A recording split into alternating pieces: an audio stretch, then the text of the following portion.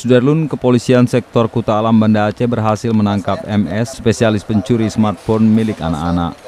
Pelaku setidaknya sudah menggelapkan 4 unit smartphone yang umumnya adalah milik anak-anak di bawah umur.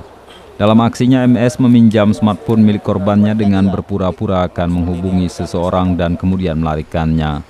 Untuk kasus ini, setidaknya sudah 4 laporan yang diterima polisi dan pelaku di Tenggarai sudah beraksi sejak tahun 2016 lalu. Meminjam, pura-pura untuk menelpon keluarganya atau kawannya, kemudian dikasih untuk beli pulsa dan kabur. Pada kesempatan yang sama, Polsek Kuta Alam juga merilis kasus lain di wilayah hukumnya, seperti kasus narkoba, jenis sabu-sabu, serta kasus tindak penganiayaan menggunakan senjata tajam.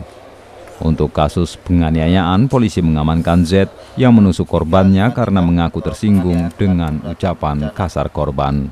Dari Banda Aceh, Reza Munawir, Serambion TV.